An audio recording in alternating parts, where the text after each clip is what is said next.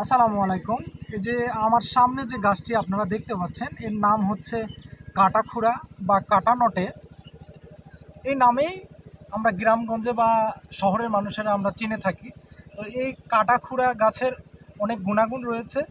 এই কাটাখুরা এটা যখন বীজ থেকে বের হয় তখন শাক হিসাবে আমরা মুখরুচি হিসাবে খেয়ে থাকি, কিন্তু এই শাকে অনেক ভিটামিন রয়েছে, যেমন vitamin A, vitamin C, vitamin K, vitamin বি6, এটা রয়েছে ম্যাগনেসিয়াম, ক্যালসিয়াম, ফসফরাস, সোডিয়ামের মতো গুরুত্বপূর্ণ যে ভিটামিনগুলো এই শাকে রয়েছে। তো আমরা শাক ছাড়াও আমরা এই কাটাখুরে এই গাছটি বড় হওয়ার পরে এর পুষ্টিগুণ রয়েছে, যেমন আমাদের যাদের শরীর পুড়ে গেলে এই কাটাখুরার যে মূল রয়েছে, গাছের মূল রয়েছে এবং পাতা আপনি কিছু পানিতে দিয়ে সেদ্ধ করে তুলো অথবা পাতলা কাপড় দিয়ে যদি ওই পানিতে সেদ্ধ করা যে পানিটা আছে ওইটাতে ভিজিয়ে আপনি পোড়া স্থানে, ক্ষত স্থানে যে পুড়ে গিয়েছে শরীরে ওই স্থানে আপনি সেঁক দিতে পারেন।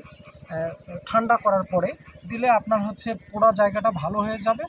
এবং যাদের হচ্ছে শরীরে ফোড়া বের হয় তারা আপনি পাতা এবং মুলুম, কাঁচা যে মুলুমটা রয়েছে এটা আপনি সিদ্ধ বেটে নিয়ে আপনার হচ্ছে ফোড়ার উপরে প্রলেপ দিলে 2-3 দিন প্রলেপ দিলে ফোড়া জায়গাটা ভালো হয়ে যাবে।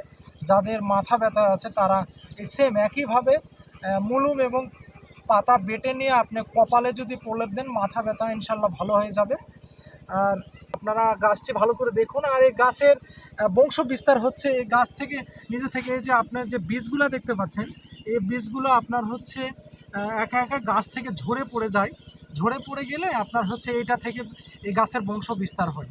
তো আপনারা গাছটা একটু ভালো করে দেখুন। আর এই গাছে কিন্তু প্রচুর কাঁটা রয়েছে।